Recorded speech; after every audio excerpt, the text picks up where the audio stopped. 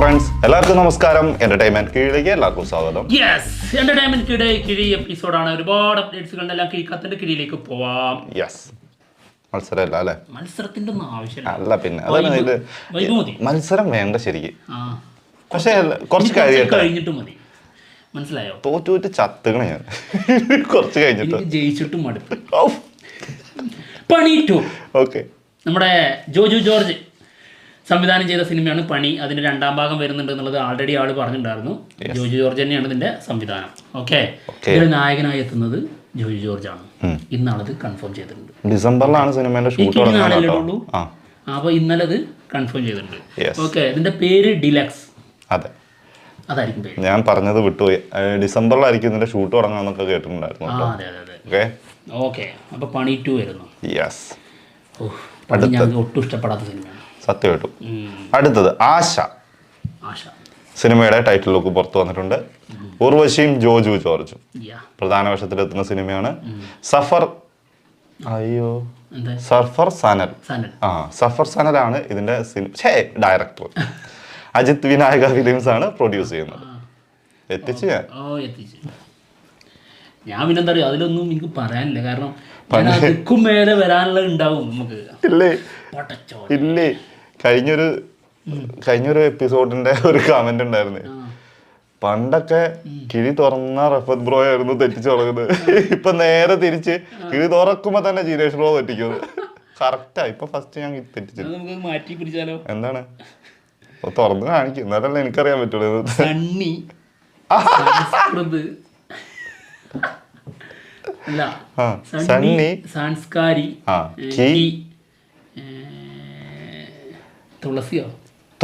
തുളസി കുമാരി. വരുൺ ധവാൻ നായകനാവുന്ന സിനിമയാണ്. ജാൻവി കപൂറാണ് നായികയായിട്ട് വരുന്നത്. ഇവരുടെ രണ്ടുപേരുടെയും ക്യാരക്ടറുകളാണ് ഈ സിനിമയുടെ ടൈറ്റിൽ. അതിനിടയിൽ ഒരു കീ കൊടുത്തിട്ടുണ്ട്. ആ കീ കിട്ടുന്ന ആൾക്ക് ഇത് തുറന്ന് കയറാം. ഇപ്പോഴാണ് കീ കിട്ടിയത്. ഓക്കെ, എന്തായാലും സിനിമ പ്രൊഡ്യൂസ് ചെയ്യുന്നത് നമ്മുടെ കരൺ ജോഹറാണ്. സിനിമ ഡയറക്ട് ചെയ്യുന്നത് അത് അടുത്ത നൂലാമാല ആയാലും ശശാങ്ക് തൈക്കാൻ. അങ്ങനല്ലേ? സോറി, കൈതൻ. ശശാങ്ക് കൈതൻ മതി, കൂട്ടിനൊരാളായി. എന്തായാലും സിനിമ ഒക്ടോബർ 2 റിലീസിനെത്താണ്. ക്യാരക്ടർ പോസ്റ്റേഴ്സും വന്നിട്ടുണ്ട്. നീ അപ്പൊ സിനിമേന്റെ പേര് ഒന്നുകൂടി പറയടാ. Sunny Sanskriti ki Tulsi. Sunny Sanskari ki Tulsi Kumari. Oh my God. Okay, what a name. ഇവരുടെ സിനിമ കാണുന്ന പോലെ തന്നെ ബുദ്ധിമുട്ടാ ഇവരുടെ സിനിമ പേര് പറഞ്ഞത്. അടുത്തത് ബോളിവുഡ്. ബോളിവുഡ് തമ്മുടും. എന്ത് രസമുണ്ട്, എന്ത് സിമ്പിളാ, എന്ത് സുഖം. പറയുമ്പോ തന്നെ ഒരു സുഖം, സ്വീറ്റ്നെസ് ഒക്കെ വരും. തമ്മിടും. പക്ഷെ തിയേറ്ററിൽ വന്നിട്ടില്ല. തിയേറ്ററിൽ വന്നിട്ടില്ല. പക്ഷേ പടം നെറ്റ്ഫ്ലിക്സിൽ വരുന്നുണ്ട് ഓഗസ്റ്റ് 1-ാം തീയതി. ശ്രീറാം വേണു ആണ് സിനിമ ഡയറക്ട് ചെയ്തിരിക്കുന്നത്. സ്വാസിക ചെയ്തൊരു ക്യാരക്ടറുണ്ട്. ഒരുമാതിരി റോളക്സിന്റെ അമ്മയൊക്കെ ആയിട്ട് വരും. അത് ചെറിയൊരു സാധനം, ഭീകര സാധനമാണ്. വലിയൊരു പാട്ടുപെട്ടി ഒരു ചുരുട്ടൊക്കെ വലിച്ച്, അത് പുകല ശരിക്കും ചുരുട്ടിയ ആ സാധനം നമുക്ക് വലിച്ച് വണ്ടി കുടിച്ച് അമ്മാതിരി സാധനം. അത് ക്യാരക്ടർ ഒരു രക്ഷയില്ല കേട്ടോ. കണ്ടിട്ട് സിനിമ കഴിഞ്ഞാലേ അറിയുള്ളൂ ബാക്കി എന്താവുന്നു. കണ്ടിട്ടില്ല. ഹരിഹര വീരമല്ലു പവൻ കല്യാൺ നായകനാവുന്ന സിനിമയാണ്. സിനിമയുടെ സെൻസറിങ് കഴിഞ്ഞിട്ടുണ്ട്. US സർട്ടിഫിക്കറ്റ് ആണ് കിട്ടിയിരിക്കുന്നത്. ഇതിന് ഒരൊറ്റ കട്ട് പോലും ഇട്ടിട്ടില്ല. സീറോ കട്ടാണ്. എന്തായിരിക്കും കാരണം? അവരുടെ പക്ഷത്തു നിന്നായിരിക്കും പറയുന്നത്. തീർച്ചയായിട്ടും അതുകൊണ്ടായിരിക്കും. ഓക്കെ, എന്തായാലും 2 മണിക്കൂറും 32 സെക്കൻഡും 32 മിനിറ്റുമാണ് ഇതിന്റെ ഡ്യൂറേഷൻ.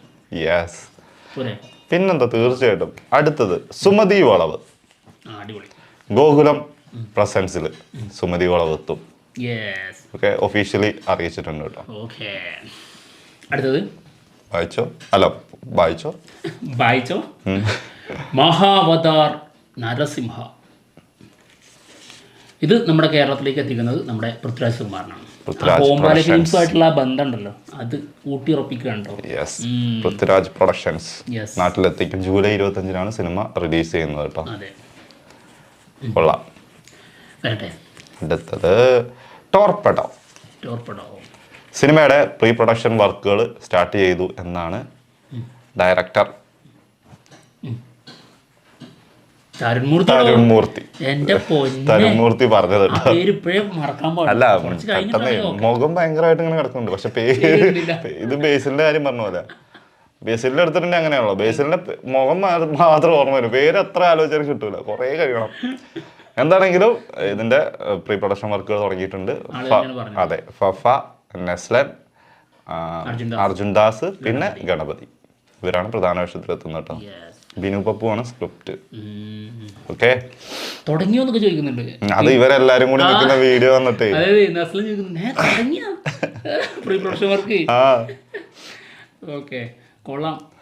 വിചാരിച്ചോ ഒരു 5 സിനിമയൊക്കെ ചെയ്തിട്ട് പിന്നെ ചെയ്താൽ മതി എന്ന് വിചാരിച്ചോണ്ടിരിക്കും ഇപ്പോഴേ. അടുത്തത് മാരീഷൻ, വടിവേലും നമ്മുടെ ഫഹദ് ഫാസിലും പ്രധാന വേഷത്തിലെത്തുന്ന സിനിമയാണ്. സിനിമ റിലീസിനെത്തുന്നത് ഈ മാസം 25-ാം തീയതിയാണ്, ജൂലൈ 25. ഓക്കെ, സിനിമയുടെ ഫൈനൽ മിക്സിങ് കഴിഞ്ഞിട്ടുണ്ട്. അതിൻ്റെ ഒരു സ്റ്റില്ല് പുറത്തുവിട്ടിട്ടുണ്ട്. ഇന്നലെ ഒഫീഷ്യൽ ട്രailer വന്നിട്ടുണ്ടായിരുന്നു. ട്രailer കണ്ടപ്പോൾ മനസ്സിലായത് നമ്മൾ പറഞ്ഞ കഥ തന്നെയാണ്. അതായത് അൽഷിമേഴ്സ് വന്ന ഒരു ക്യാരക്ടർ, ആളുടെ കയ്യിൽ നിന്ന് കുറച്ച് പണം തട്ടാനായിട്ട് ശ്രമിക്കുന്ന ഫഹദ് ഫാസിലിൻ്റെ ക്യാരക്ടർ. അപ്പോൾ അതിനുശേഷം ഇവർ തമ്മിലുള്ള ബന്ധം വരുന്നതായിരിക്കും മിക്കവാറും. ഈ കളവ് നടത്തുക എന്നുള്ളതിനല്ല അതിൽ പ്രാധാന്യം. അതിനുശേഷം അടുത്തത് വിശാൽ 35, ദുഷ്ര വിജയൻ നായികയായിട്ട് വരുന്ന സിനിമയാണ്. GVP ആണ് മ്യൂസിക്. ഓക്കെ, നമ്മുടെ ഗത ചാവശ്യോ വേണ്ടായിരുന്നു, പറയണ്ടായിരുന്നു. ഇപ്പൊ അടുത്തൊരു റിലീസ് ചെയ്തിട്ട് വമ്പ ഹിറ്റാക്കിയ സിനിമ, അതിന്റെ ഡയറക്ടർ, അതിന്റെ രവി അരശോ. അതായത് എന്താണ് അതിന്റെ ഗതമത നമ്മൾ കിട്ടാത്ത പരിപാടി പിടിച്ചിട്ട് നമുക്ക് കമന്റ് ഇടിപ്പിക്കണം. കമന്റ് കൂടുതൽ വന്നാലേ റീച്ച് കിട്ടുള്ളൂ. സന്തോഷം. ഇത് സ്ഥിരം കാണുന്നവർക്ക് അറിയാം, നമ്മൾ ഈ പേര് ഇതുവരെ ശരിയാക്കിയിട്ടില്ല. തെറ്റിച്ചേനി പറഞ്ഞിട്ടുള്ളൂ. ഗതമതരാജ അല്ലല്ലോ. ഗതമതരാജ അതാണോ? ആർക്കറിയാം എന്താണാവോ. അടുത്തത് തീർച്ചയായിട്ടും തലവേദന എടുക്കുന്നു. മൊത്തത്തിലൊരു വേദനയുണ്ട്. കാണുന്നവരുടെ നീ എന്തിനാണ് ഇങ്ങനെ ഇട്ട് തരുന്നത്?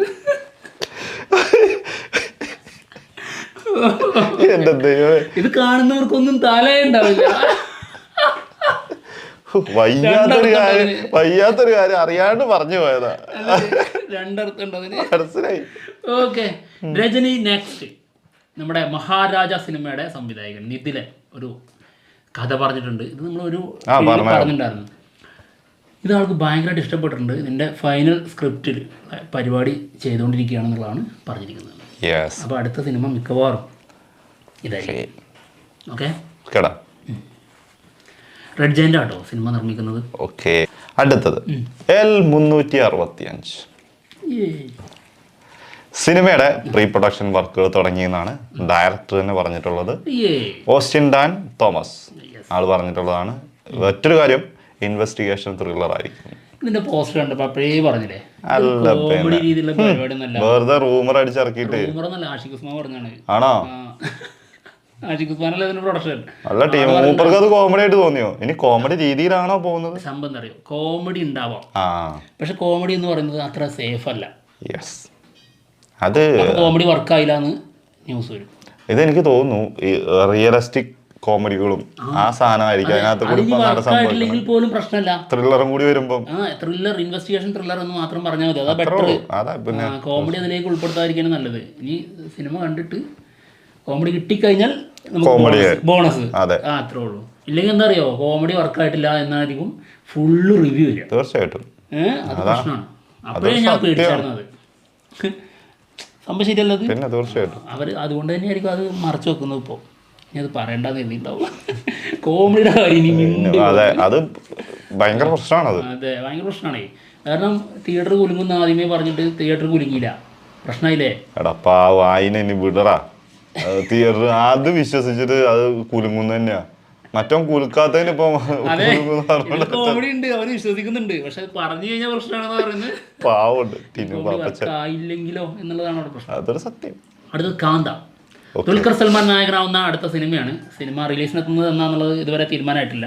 ഒക്ടോബറിലേക്കൊക്കെ പ്ലാൻ ചെയ്യുന്നുണ്ട്. സെപ്റ്റംബർ 5 ഇവർ പ്ലാൻ ചെയ്യുന്നുണ്ടായിരുന്നു. എന്തായാലും അതിൻ്റെ കാര്യത്തിലൊക്കെ തീരുമാനം എടുത്താനുണ്ട്. എന്തായാലും ഷൂട്ട് കംപ്ലീറ്റ് ആയിട്ടുണ്ട് ഇപ്പോൾ. ഓക്കെ.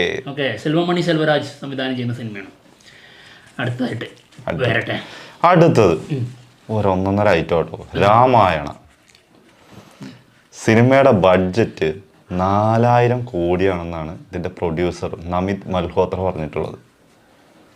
കണ്ണിന്ന് വെള്ളമൊക്കെ വരുന്നുണ്ടോ? 4000 കോടിയൊക്കെ ഇന്ത്യൻ സിനിമ മുടക്കിയ കിട്ടൂടാ? അതെനിക്കറിയൂടാ, പക്ഷെ പറയുമ്പോഴേ ഈടെ കയ്യിൽ നിന്ന് 2 റുപ്യ അല്ലെ 20 റുപ്യ ചാടിപ്പോണ പോലെ അല്ലത്. 4000 കോടിയാണ്. പക്ഷെ അവിടെ അപ്പുറത്തെ രൺബീർ കപൂറും യശുവാണ്. എന്നാലും പേടിക്കണം, സായിബല്ലേ ഉണ്ട് അവിടെ. ഇതൊക്കെ ആകെ എനിക്ക് പ്രതീക്ഷയുള്ളൂ അത് മാത്രമേ ഉള്ളൂ. ചാടിപ്പോയേക്കാ ചിലപ്പോ. 4000 കോടി പോയി. കുറച്ച് നാളായിട്ട് നീ സായി പല്ലവിനെ കുറ്റം പറഞ്ഞോണ്ടിരിക്കുന്നുണ്ട് കേട്ടോ. ഞാൻ പറഞ്ഞില്ല, സായി പല്ലവിനെ എനിക്ക് ഇഷ്ടമാണ്, പക്ഷെ സീരിയായിട്ട് സിനിമ വരുമ്പോ നീ അംഗീകരിച്ചാ മതി. അത് മതി, അതും മതി. ആ അടുത്ത പോരട്ടെ. 4000 കോടി എവളോ 4000 കോടി. 1800-ഉം 1600-ഉം പറഞ്ഞോണ്ടിരിക്കുന്നു ഇവിടെ. അവിടെയാണ് 4000 കോടി. 4000 കോടി എന്തത്? 4000 രൂപ നമ്മുടെ കയ്യിലെത്തുന്നില്ല. 4000 കോടി. ഞാൻ അതല്ലേ പറഞ്ഞേ, എടാ ഇനിയിപ്പോ 4000 കോടി മുടക്കി 2000 കോടി കിട്ടി, ബാക്കി 2000 കോടി മിസ്സാ. അതവിടെ 20 റുപ്യ കളഞ്ഞു പോണ പോലെ അല്ലെന്ന്. പൈസ എത്രയാ പോണത്? എന്താടാ ചോദ്യമാണ്, ദിനേശ് ബ്രോയ്ക്കുള്ള ചോദ്യം. നീ ചോദിക്കണുണ്ട് ആണോ?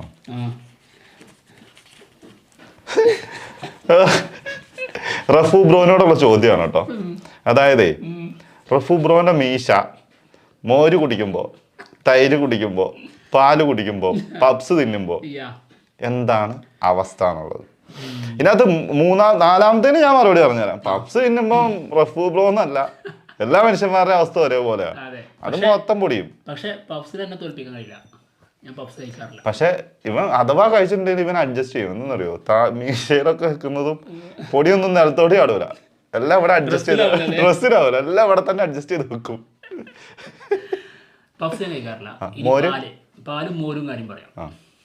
ആ സമയത്ത് എന്താ മീശയിലാവും, അതിനുശേഷം നമ്മൾ വാങ്ങുമല്ലോ. പിന്നല്ല, പിന്നെ അത് മാത്രല്ല ഒരൊറ്റപ്പെടുത്താം.